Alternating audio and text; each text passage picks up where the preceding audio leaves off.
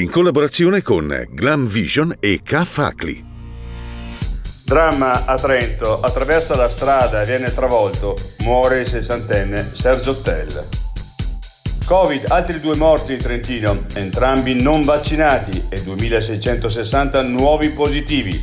Rapporto contagi-tamponi al 20%. Italia prima in Europa per giovani che non studiano né lavorano. In Trentino divario di genere maggiore alla media nazionale. Il prezzo del caffè è raddoppiato e il costo di un container è passato da 900 a 12.000 dollari.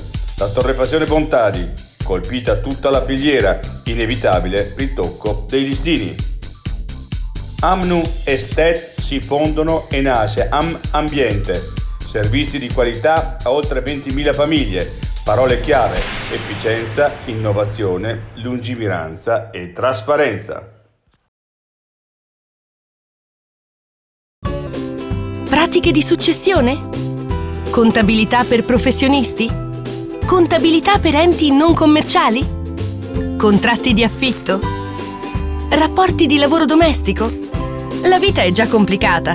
Falla più facile con K-Facli. K-Facli ti dà più che una mano.